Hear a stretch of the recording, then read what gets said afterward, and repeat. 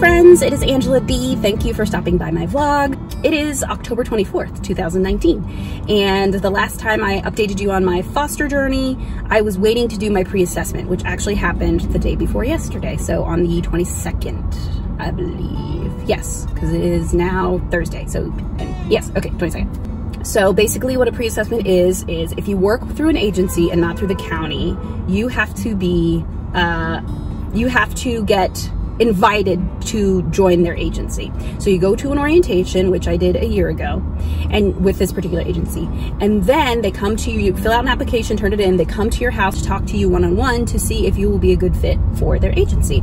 And that for me happened last Tuesday, the 22nd. And I haven't really had a minute to update, so that's why I'm doing it today. Anywho, so my pre-assessment, she came to my house, or my apartment, and immediately she noticed that I didn't have a dining room table. And I don't know if that's an actual thing that you're supposed to have, because I do have a high chair, one for in-home and then one to take with me to restaurants that hangs off the table. Those are really handy. But she did say, oh, do you have a dining room table? I was like, no, I don't really use one. I don't entertain people a lot. I was thinking about getting one from IKEA, like a small kitchen table, but beyond that, no. And she's like, yeah, definitely look into IKEA because they're super cheap. So I'm assuming that you have to have a dining room table or, you know, a kitchen table, but I don't, because I don't use one, so I need to get one. Anyway, we sat down and we started talking over things like getting to know me a bit better, like how, where I was raised, why I wanted to be a foster parent, what my childhood was like, what's my relationship with my parents, what they were like as parents, their styles of discipline, what would I do the same, what would I do differently. And I had to be open and honest with them, obviously, because it's the government and you want to be open and honest with the government. And then she asked me about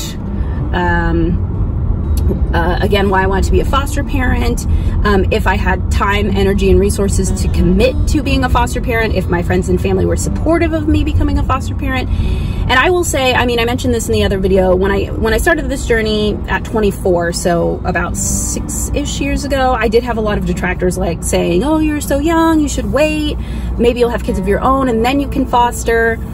I have told a select few people that I'm doing this again now, and it's the people who are closest to me and whose opinion matters the most. And now the entire world, because I'm starting this vlog series.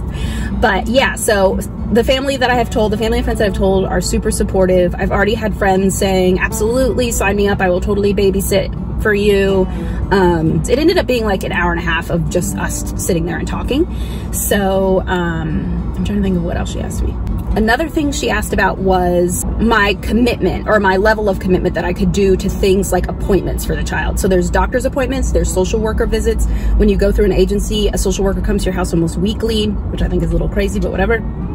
And then visitation or family time, they like for their foster parents to monitor. That is not a county rule. That is just for a lot of the foster care agencies. That is their rule. I'm not really sure why. If I go through a training with one of these agencies, I will learn why. She was saying at this particular agency, we like for the resource parents to monitor all visitation. And to me, I was like, okay, that's fine. It's a little bit of a cause for concern, because I feel like most of these people are going to be very angry that the county has taken their children away, and I think a lot of that anger is directed at foster parents or resource parents. So that was one cause for concern, but I'm not that concerned about that. But anyway, I told her absolutely I would be completely open to monitoring these visits. I have a pretty flexible schedule. My weekends are free, like I could definitely do weekend visits. Next, she said, well, sometimes these children have several visits a week. They have visits with their bio mom, they have visits with bio dad, they have visits with bio grandparents, they have visits with siblings. Like, it could be that one child might have 5 visits in 1 week. And I told her, yes, I am a single working person. I do have a kind of flexible schedule, but I don't think realistically, unless it's a really slow week at work, that I could do 5 visits a week. And I'm in a couple of foster parent forums on Facebook, and a lot of the single people in those groups say, you know, they did, you know, a compromise with the child's social worker, and the social worker monitored some and the foster parent monitored the other ones that were left. And I honestly think that's going to have to be what I do. If my foster child has like 5 visits a week, I'm not realistically going to be able to do all 5. We talked about daycare too. There aren't daycare programs through the county. You have to go through like independent programs to get your daycare subsidized, which kind of stinks because daycare in LA is upwards of like $1,700 to $2,000 a month for one infant, which is insane. I do not know how regular blue-collar people do it. I'm gonna have to find out because I do not have all that money to be investing in daycare. She said something about like, oh, well, you can use part of your stipend to pay for daycare. And I told her, yes, that would be fine if the stipend wasn't between $900 and $1,000. Like, daycare is double that. So like, I don't want to come significantly out of pocket for daycare expenses. We'll see what I manage to figure out.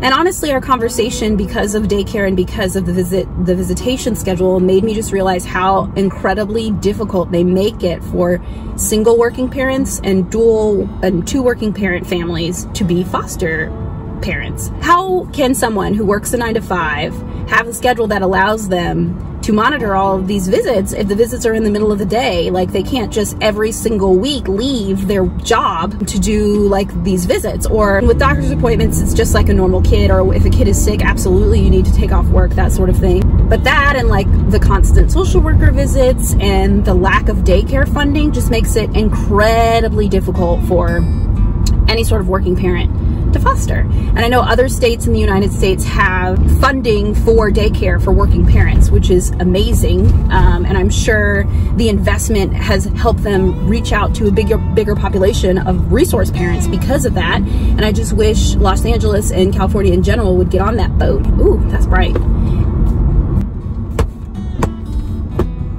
Excuse that light. I don't have a sunroof. I don't know where it's coming from. I look very heavenly. So all in all, at the end of the meeting, she told me that I would hear back soon and that I really should think about whether or not I had the time and resources to commit to be part of their agency. And she asked me right there, she's like, without processing our conversation and without, you know, really having to sit and think about it, how likely do you think this is a match? And I was like, well, you know, I've been thinking over this for 6 years. I'm pretty sure I want to do this. There are some barriers that I think I'd have to talk about and go over.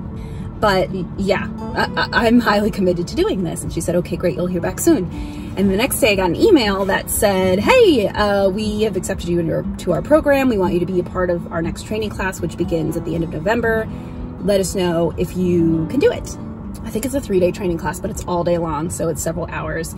And then there are a bunch of things you have to do after that, but all in all, in order to get licensed through this agency, it could take like 3 months, 4 months, so not very long at all once you start. I did tell them that I could do their training. I did open up my application with county that I'd started years and years ago that I'd never completed because I wasn't really sure if I wanted to go through county or through an FFA, which is a foster family agency. I think that's what it means. Now I just kind of have to wait until it's time to do the classes and see what they're all about and go through that training process. And I'll have to mention my worries. And if it turns out that they can somehow be compromised on, then I can definitely go with this agency and it'll be great. So thank you for joining me for my update. I hope it wasn't too scatterbrained. It was kind of off the cuff. I didn't make any outlines for this video. As always, if you would like to have updates and notifications of when I post new content, please click the link below to subscribe. Thank you for joining me, and I'll see you next time.